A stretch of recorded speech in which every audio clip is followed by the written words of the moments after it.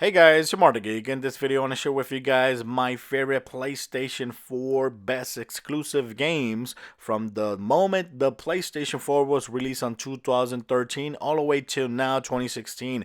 And the reason that I'm doing it now is because the remaining of this year there's no exclusive PlayStation 4 games I want to play or that I will even play. So let's go ahead and get started with my list. So before I start with my top 10 games, I want to mention the game that is my least favorite. It's not going to be in my top 10. It's Driveclub. Yes, you hear that correct. Driveclub was delayed a lot of times, and by the time it came out almost at the same time as Forza Horizon 2.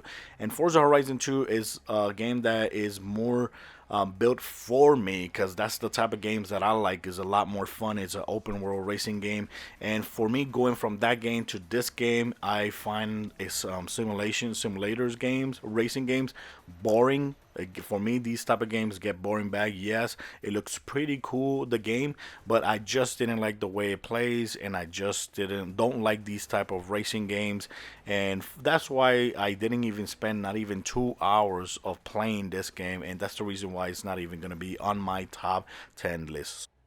So my number 10 game is Knack. This is a very cool platforming game, action platformer game. It was not a very popular game. This game came out exactly the same day as the release of the PlayStation 4. I actually like these type of games. I like games like Ratchet and Clank, Sly Cooper, and Rex and Dexter. And this for me is up my alley. And I wish that more games like this are released. And I actually enjoyed this game. I enjoy so much that I decided to finish the whole story. I did like the gameplay. For me, it actually gets better as the farther you get. And I just hope there's another sequel, and I hope the developers like the Mark Cerny that don't give up on this game, and at least they learn what they did wrong and the complaints of people, and just decide to make a better Knack. I think there is a chance to make a better Knack, and I hope there's actually is coming later on in the future, actually a surprise announcement. I would be really, really happy if that happens. My number 9 game is Resogun. Yes, this game was also released on 2013, and I love these type of arcade shooter games like Super Stardust. Yes, Stardust, right? Yes, and it's from the same creators of Super Stardust. I think it's Housemarque Studio and Climax Studio. They did a great job with this game. This game looks gorgeous on the PlayStation 4, especially if you have a high-end TV. It's just gonna look spectacular. The effects of shooting, the effects of the particles, the concept of saving humans is very cool. Something that I never seen on a game like this, which is very very hectic. But I really liked it, and the fact that it also came out for the PlayStation Vita, I think a couple years later. It's an awesome plus for this game. So yes, for me, my number 9 is Resogun. My number 8 game is Order 1886. This game came out on 2015. It's a very cool third person shooter action adventure game. And I like the world that it is based on. Is very, very gothic world. And the fact that they incorporate like werewolves into this world is amazing.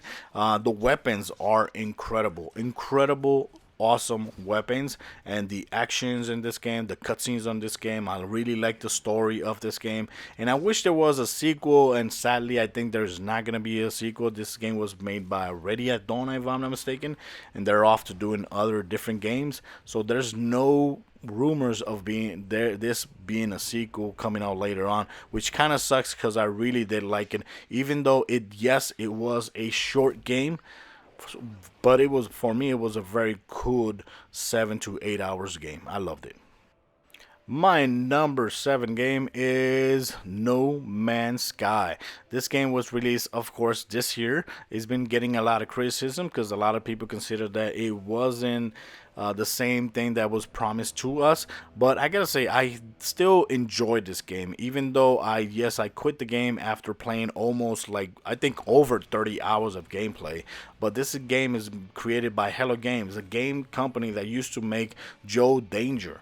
Who would have thought that they come up with a game so huge like this that honestly it feels like a game that will never end. The problem is that yes, it was fun, but you every time you visit visited like other galaxy, other planets. You're basically were doing the same thing. But the thing is, I was still having fun doing the same thing, and you're not really grinding, you're just doing the same thing. But I really did enjoy it, and then, yes, it made me spend over hours and hours of gameplay, and that's why I consider this game to be in this list. So yes, this is my number 7 pick, No Man's Sky. My number 6 pick is Killzone Shadowfall. This game was released in 2013 as well, and I'm a huge fan of this franchise. I really hope there is more Killzones coming up in the future. I really like the world this game is set on. It looks very, very beautiful. The weapons feel really good. I like the fact the story is really nice as well. I really did like it. I like the fact that this time around you also have like a little drone following you and helping you out in the missions. I really like that. And I liked everything about this game. I really have no complaints about it. This game came out when I actually got tired of military first-person shooter games. That's why barely I play Call of Duties and Battlefields, because I'm just sick and tired of military based first person shooter games. I like these games more, like Bioshock, Wolfenstein, and Killzone for me just hit that itch, and I really, really loved it. My number 5 game is MLB 16 The Show, which actually came out this year as well. And what I really like this game over all the other MLB The Show games is that they improved the Road to the Show feature, which is my favorite feature. Now, instead of quitting the game after you finish one game, you can still upgrade your character using your points. You can also skip to the next game in the series without leaving ever the game, without having to go to the start menu or the Road to the Show menu. I really, really love that feature. The graphics are still great as ever. The added new features like Royal Rumble, I think it was, and Conquest mode, which was really cool. And it's cool that they added those features to add more, playability to it. And Diamond Dynasty also got even better as well. And the fact that they introduced perks this time around is really fun as well. I did find myself using them a lot because it just, I don't know, it just makes the game a lot more funner, even though you are cheating a little bit. But hey, man, it makes the game really, really fun, especially when it's a simulation baseball game that could get boring fast. This just makes it fun, and I really, really love this. And I suggest if you skipped all the MLB games, this is the one you should be getting, MLB 16. My number 4 game is Until Dawn. This game came out last year, 2015. It is like an animated drama survival horror game. It's really cool that based on the decisions that you make, your endings are gonna be different because you can survive. You can let all the characters survive, or some characters are gonna die, and that's gonna change the ending. I really love that the characters in this game are very recognizable, like from the Mr. Robot, Rami Malek.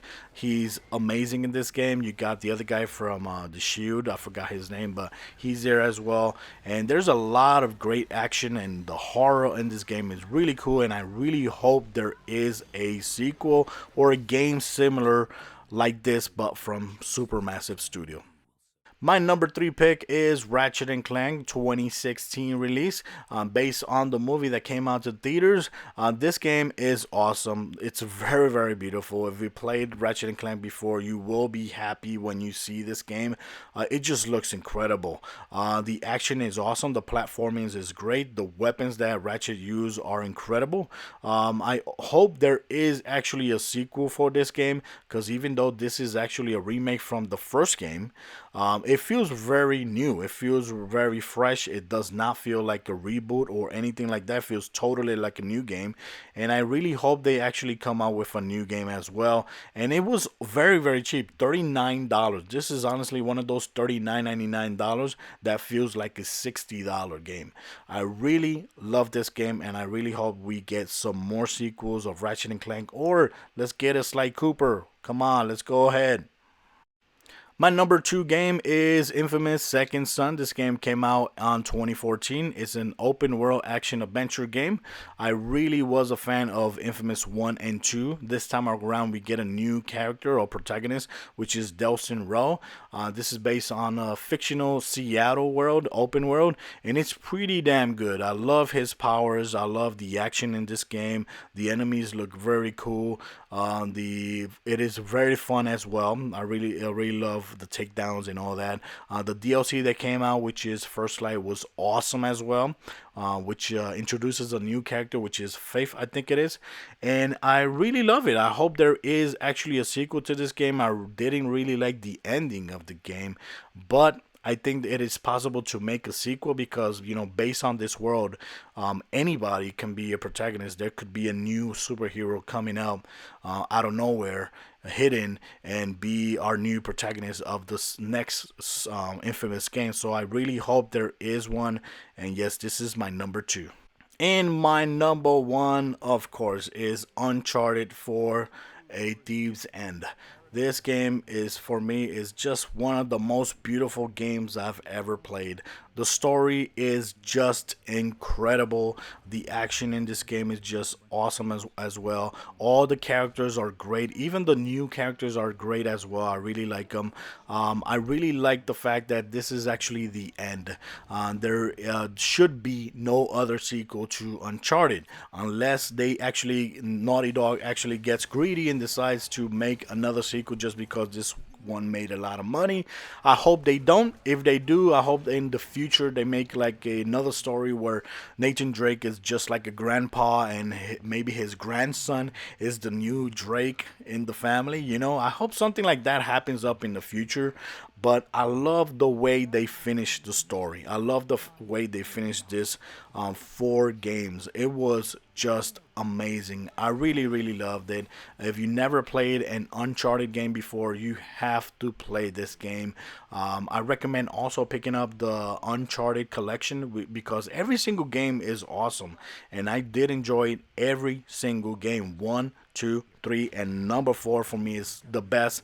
And it's one of the best way to close a game. You barely see games that closes and it closes right. Then this one does it. So yes, this is my number one game of all the exclusives on the PlayStation 4. Now guys, thanks for watching my videos. Like I said before, these are the games that I played and I really enjoyed. I know a lot of people are not gonna agree with what I said about Driveclub, but hey, that's how I feel. You don't really have to like my list. These are the games that I liked and I played a lot and I finished them, and I really hope we get to see more exclusive games starting next year with Horizon, which is promises to be an awesome game. So that, guys, thanks for watching my video. Till next time.